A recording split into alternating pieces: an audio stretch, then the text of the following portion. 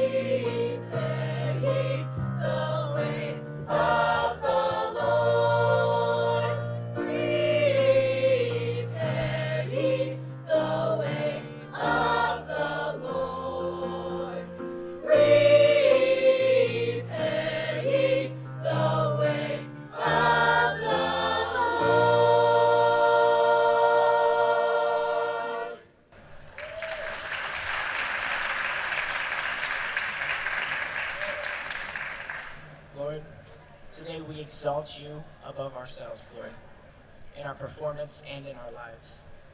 Let us bring honor to you today through our work. Praise in your name. Amen.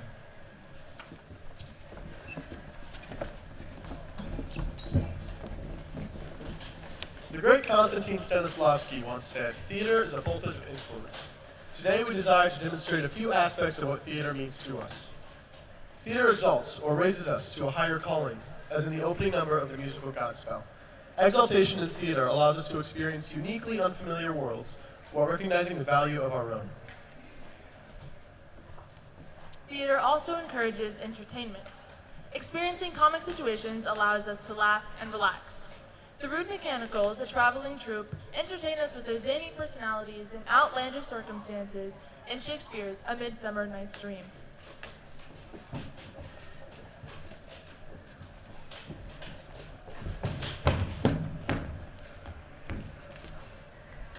We do not come as minding to continue to. Our true intent is all for your delight. Perchance your wonder at this show, but wonder on, till truth makes all things plain. This maid is Pyramus, if you know. This beauteous lady Thisbe is certain. This grisly beast, which lion hight by name, the trusty Thisbe, coming first by night, did scare away, or rather did affright. And as she fled, her mantle she did fall, while lion vile with bloodly mouth did stain. Anon comes Pyramus, sweet youth and tall. Anon comes Pyramus, sweet youth and tall. I'm coming! Anon comes Pyramus, sweet youth and tall, and finds his trusty Thisbe sweet handle slain, while lion vile with bloodly mouth did stain. Whereat with bloodly blameful blade, he bravely broached his sweet boiling breast. Let lion, moonshine, wall, and lovers twain, at large discourse, while here they do remain.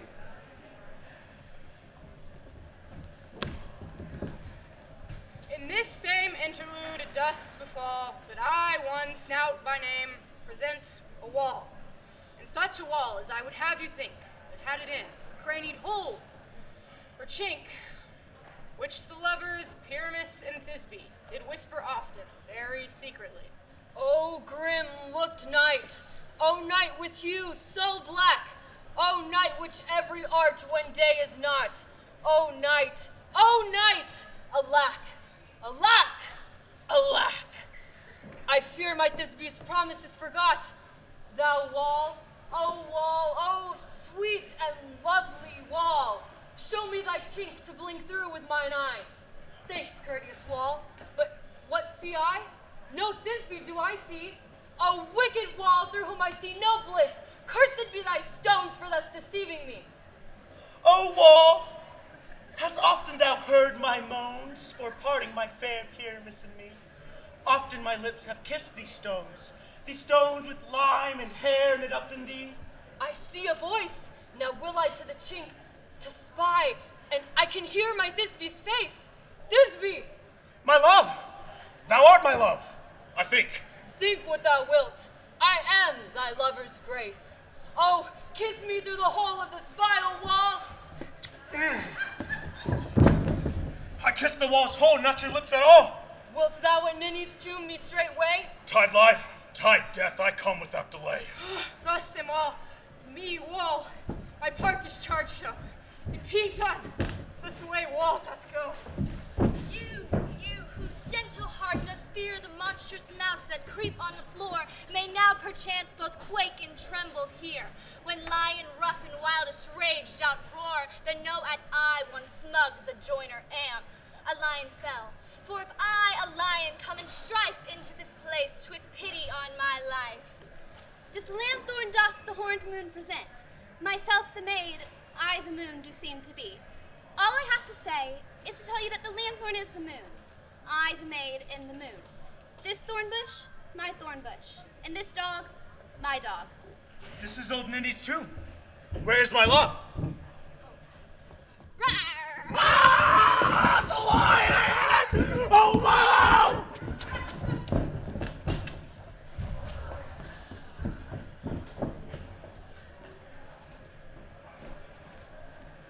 Sweet moon, I thank thee for thy sunny beams. I thank thee, moon, for shining now so bright, for by thy gracious, golden, glittering gleams, I trust to take of truest Thisbe sight. But stay, O spite, but mark, poor night, what dreadful dole is here? Eyes, do you see? How can it be, O dainty duck, O dear? Thy mantle good, what stained with blood, quail, crush, conclude, and quell. Oh, wherefore, nature, didst thou lion's frame, since lion vile hath here deflowered my dear, which is, no, which was the fairest dame that lived, that loved, that liked, that looks with cheer. Come, tears, confound, out sword, and wound the pap of Pyramus. I, that left pap where heart doth hop, thus die I, thus. Now am I dead, now am I fled, my soul is in the sky. Tongue, lose thy light,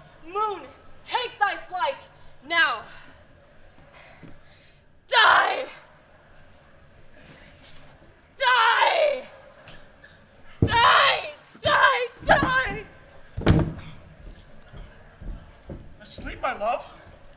Oh, what dead, my dove? Oh, Pyramus, arise. Speak, speak, quite dumb. Dead. Dead. A tomb. I must cover thy sweet eyes, these lily lips, these cherry nose. Her eyes were as green as leeks, with hands as pale as milk. Lay them in gore since you have shore. Calm my blade, calm my breast and rue, and farewell, prince. Thus this be ends. Adieu! Adieu! Adieu!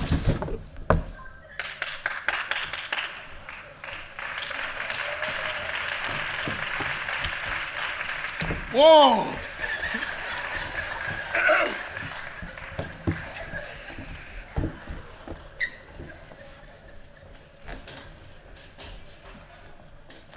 Theater also educates us through displays of endurance, physically, mentally, and emotionally. The British team, led by Robert Scott, find themselves challenged by Norwegian Roald Amundsen and his team to make it first South Pole. Theater gives us the opportunity to examine the past and learn how others pursued excellence in Ted Talley's Terra Nova, giving us characters with humor combined with resilience and compassion despite overwhelming odds.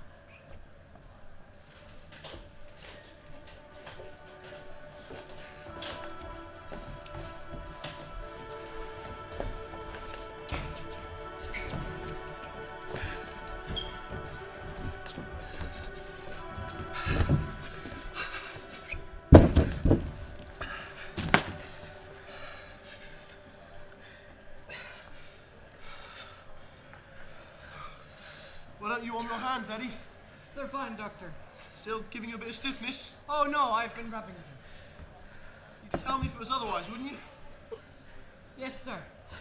There's a good lad. Here, have some tea. Distance, Birdie. No more than 9 miles today, I'm sure of it. 9? Where's your pride, man? I can't speak for you, but I walked 11 and a quarter today. Oh, nothing like 11. Never 11. Oh, so we on then, Birdie? Oh, we're on. The usual? Lucky as I feel today, not likely.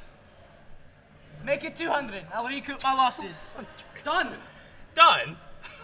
We'll clip your wings for you, Oh, Birdie. we'll soon see about that. Nobody in this party has any sense of distance but with me. I'm blessed with short legs. Monday, January 15th, the 76th day of our journey. Oates, what's the mercury? 9 below. Whew. Let's hope this warm spell lasts. Split the estimates. Call it, what, 10 miles today? That would leave us, what? Only 27 from the pole. So, only 3 more marches at this pace. Or 2.5, if we can really pick it up.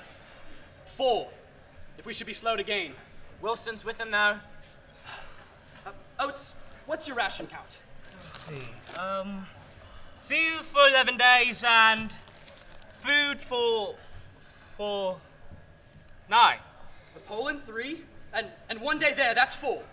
And back to 3 degree depot in 5, or 5.5. Total 9.5 days. It's cutting it close. No, we'll be fine. No, we'll have a biscuit and a teaspoon of paraffin for insurance. And on the 10th day, we shan't eat at all, unless we turn up at the depot. I guess Bertie here will just have to tighten his belt. I don't know why everyone's always picking on me. I work twice as hard as the lot of you. It's only right I get twice the food. Bowers, I'm asking you to give up the remainder of your lunches for the good of the party. You may chew them on alternate days, but under no circumstances swallow. Bless you, Captain. A true Christian soul. So how are we doing then? Latitude, 89 degrees, 33 minutes south. Longitude is still 180, maybe 50 minutes east. Due course straight for the mark, so that's 9 miles exactly. I don't know how he does it. It's a gift. Shall I add that to your account? Yes.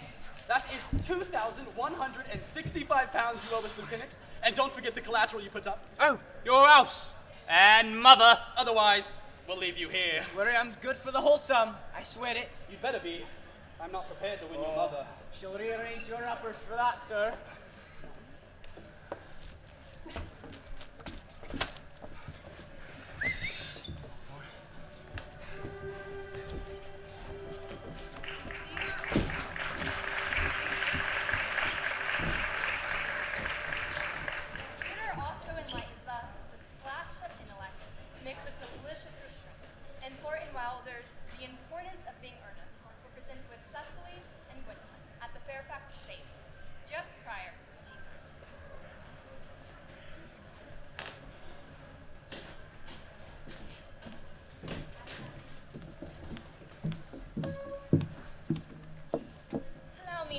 introduce myself.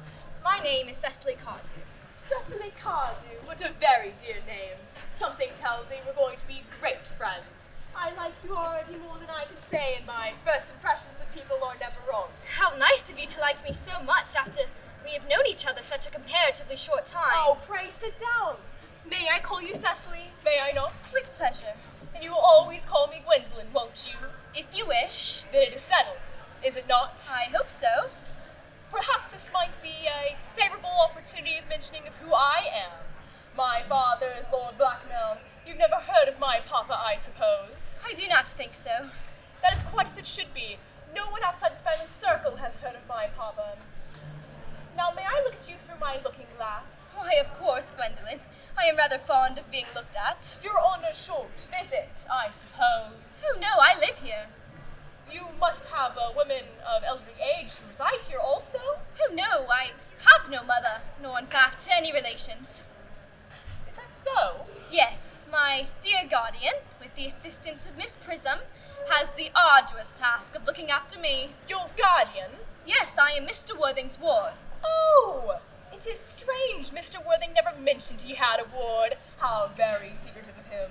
Oh, Miss Cecily, I like you more than I can say, but I do wish you were less alluring in appearance, I could say. May I speak candidly? Pray do. Well, Ernest is very strong, upright nature and has a soul of truth and honor. I beg your pardon, Gwendolyn, but did you say Ernest? Yes. Oh, but it is not Mr. Ernest Worthing who is my ward. It is his brother, his elder brother. Ernest never mentioned to me he had a brother. I'm sorry to say that they have not been on good terms for quite some time. Oh, that calls for it. I've never heard any men speak of Ernest's elder brother before. Oh, Cecily, you've lifted a load off my mind. I was growing almost anxious. It would have been terrible for Cloud to come over a friendship like ours.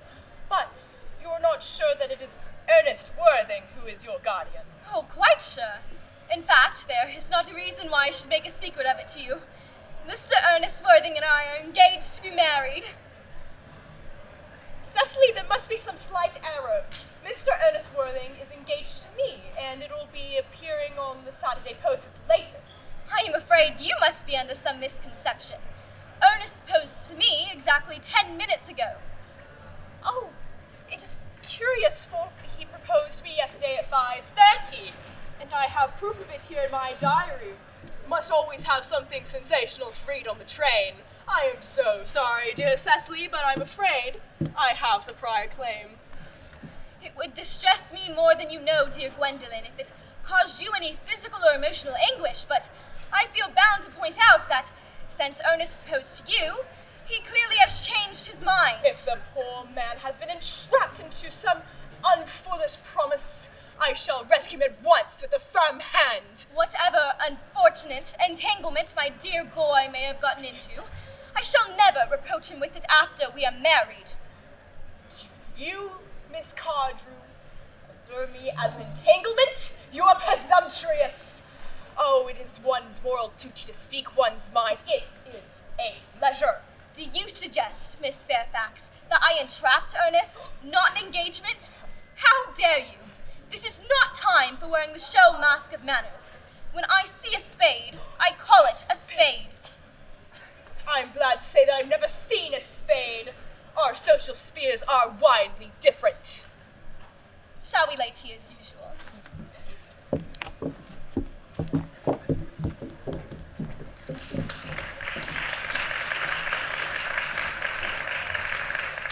Theater explodes with imagery experienced vicariously through a suspension of sensory disbelief.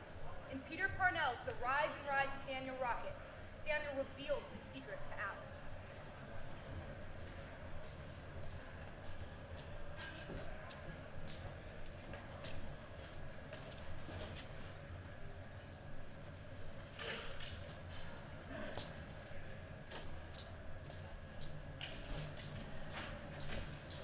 Don't close it, Alice. I won't be able to get out. Who's there? It's me, Alice. Well, how did you get in? How do you think?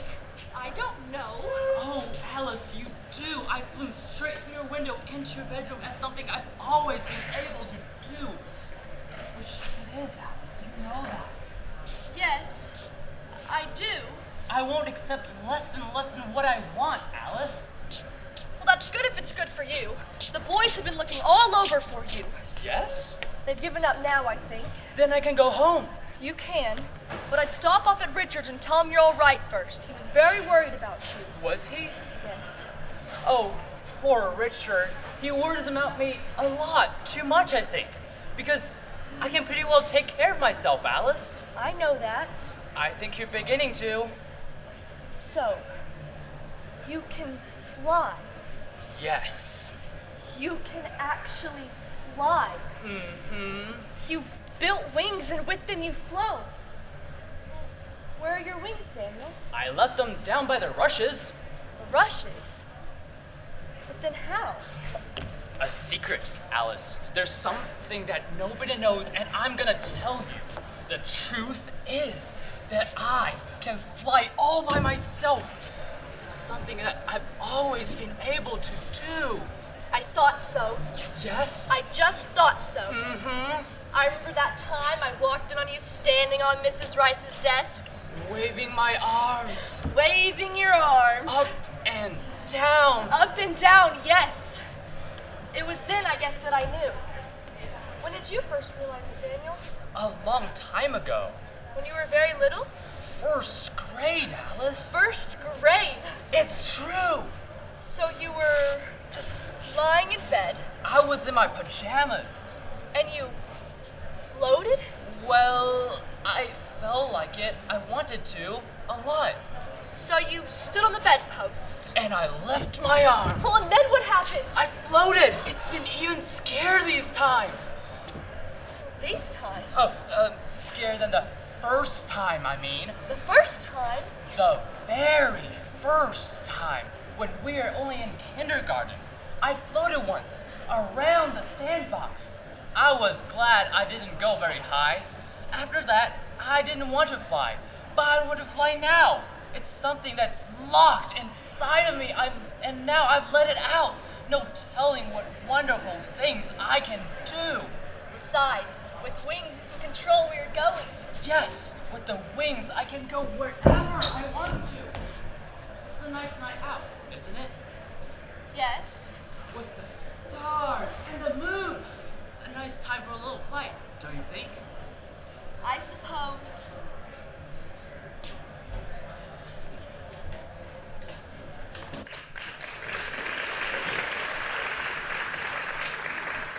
Theater evokes life from another time period, where we are fully enveloped in those moments.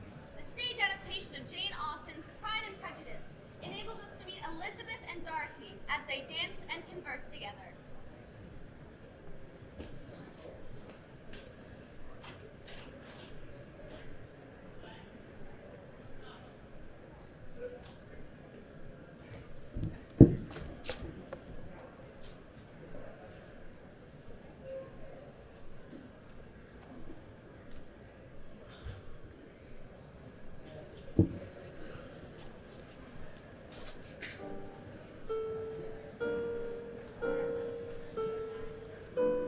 The music is well played, do you not think?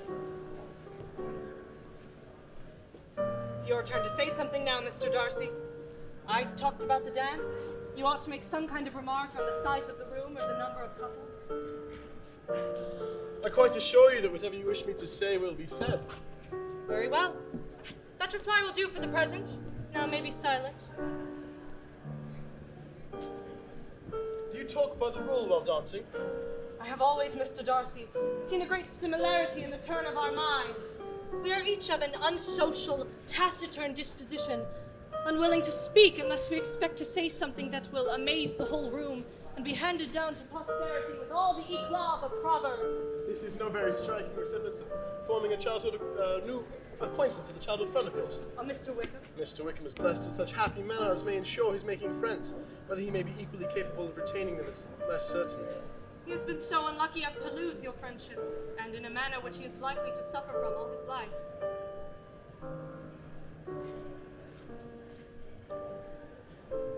What think you of books, Miss Elizabeth? I cannot talk of books in a ballroom. My head is full of something else. I remember hearing you say, Mr. Darcy, that you hardly ever forgave, that your resentment, once created, was unappeasable. You were very cautious, I suppose, as to it being created. I am. And never allow yourself to be blinded by prejudice. May I ask to what these questions tend? Merely to the illustration of your character. I'm trying to make it out. What is your success? I do not get on at all. I hear such different accounts of you as to puzzle me exceedingly.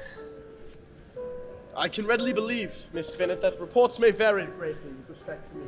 I should hope that you would not sketch my character at present, as there is reason to fear that the performance reflects no credit on either.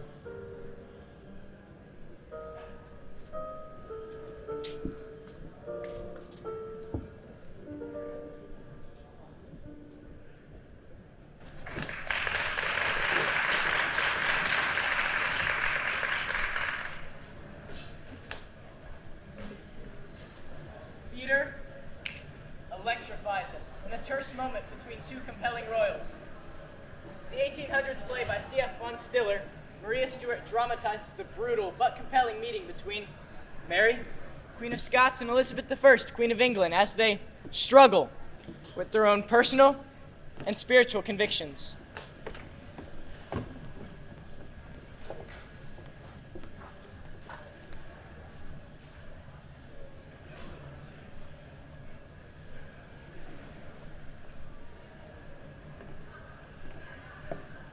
Who led me to expect a woman humbled?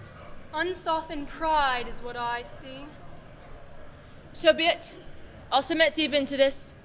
Helpless pride of a noble soul be gone. I will forget who I am and what I have suffered at her hand. Heaven decide for you, sister. Your head is crowned. I worship the Godhead that raised you. But you, be noble-minded too, my sister. Extend your hand, the royal right hand, and raise me from these depths. I see you at your right place, Lady Mary, and praise God who would not put me at your feet, like you now at mine. Do not stand like a rock against the sea, against the castaway lost in a storm. Extend your hand, touch my heart. Let me touch yours with words, with tears on which my life depends. Your cold stare freezes my heart. Words die in my throat. What have you to say to me, Lady Stuart? You know it was your wish to have me murdered. Where to begin? How to place words so that they seize your heart yet do not offend you? Since I cannot speak for myself and not gravely accuse you of something I would not do.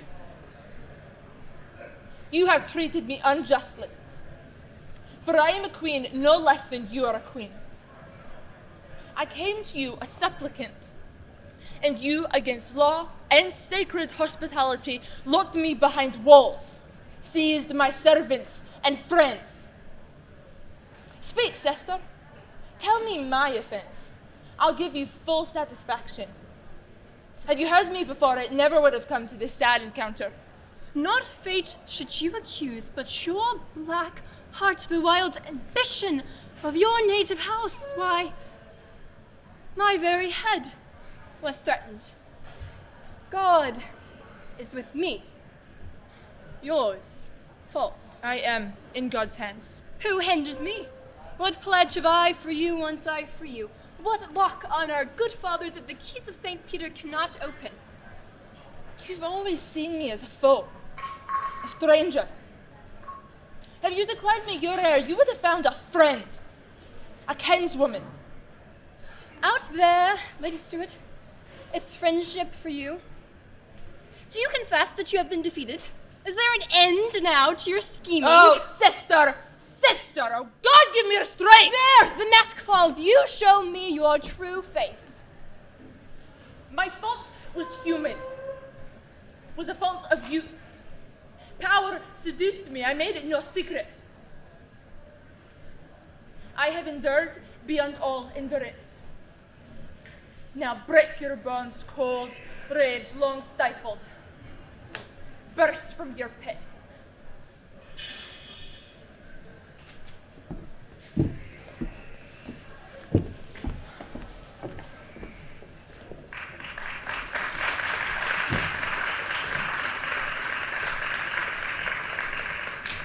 finally, we take pure enjoyment in theater. Our thanks to you as our instructors and administrators to enable us to learn while taking artistic risks. As in life, risks are important in life as much as in theater. You're a Good Man, Charlie Brown opens a door for us to explore our dreams through happiness and perhaps recalling the simpler things in life.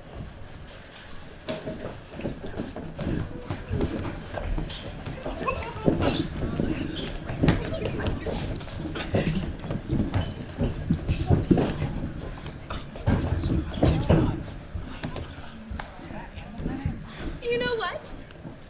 I intend to be queen. When I grow up, I'm gonna be the greatest queen there ever was. I'll live in a big palace with a big front lawn and lots of beautiful dresses to wear. And when I go out in my carriage, all the people will... Lucy! All the people will wave, and I will shout at them, and... Queen is an inherited title. Isn't that right? Yeah. A person can only be queen by being born into a royal family of the correct lineage, so she can assume the throne after the death of the reigning monarch. That's right. I just can't think of any possible way that you could ever be a queen. Yeah. I'm sorry, Lucy, but it's true. And in the summertime, I'll go to my summer palace, wear my crown and swimming. You can't be queen! You tell her. What do you mean I can't be queen? It's true! Yep. There must be a loophole. This sort of thing always has a loophole. No one should be kept from being queen if she wants to be one. It's undemocratic. I'm a Republican. It's usually just a matter of knowing the right person. I'll send a few well-placed letters and I'll be queen in no time. I'm going back to watching television. What TV show's on? If I can't be queen, then I'll be rich. I'll work, and I'll buy myself a queendom. I'll sit down and take over the whole operation myself. I'll be head queen, and then all the people will shout at me. What's the matter, Lucy? Huh?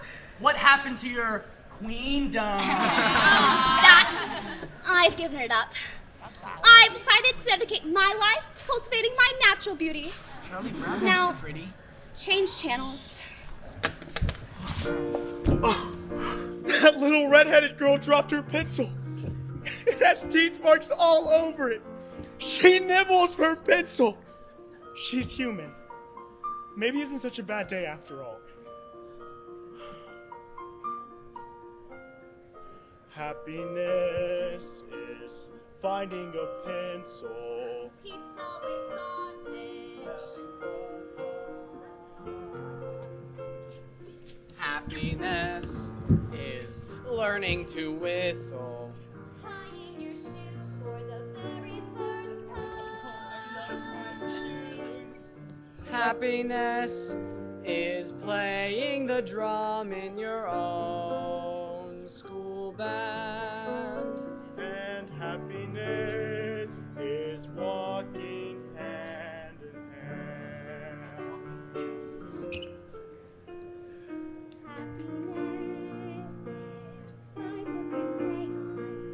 Knowing a secret. Climbing a tree.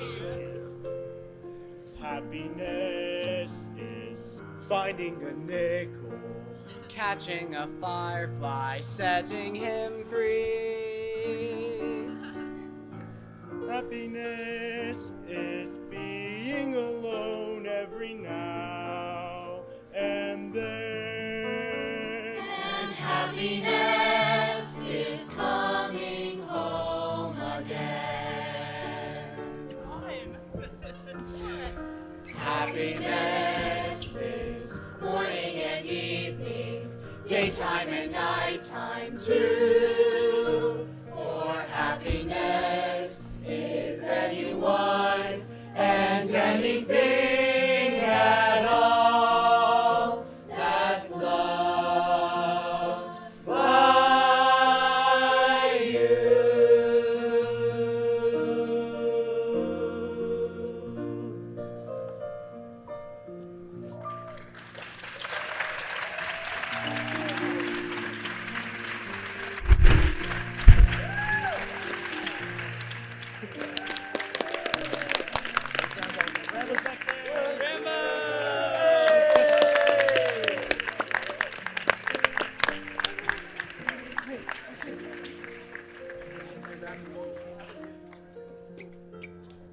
Rambo! Rambo to the stage. Rambo to the stage. Timing is everything. Yes. Aren't these kids wonderful? And to think that we've only, been through Zoom, and then yesterday we were together. And the sense of empowerment was shared mutually between, my choices, what we were doing, but also between each other. And they are to be congratulated. You parents are to be congratulated for raising them with that compassionate and loving spirit that they have clearly demonstrated here. Thank you guys for coming. Thank you for attending this day and to project your love to us. Thank you very much. Also, real quick, we decided to get you something, Rambo. We just decided it's not much, but Justin, if you can show him, and Cooper. So we took one of the cash shirts, and we all signed it. All right. All right. For when we get famous. Their names will be on it. Thank you, All right. Thank you so much. Thank you so much, guys. All right. Thank you all. Justin, hit the screen.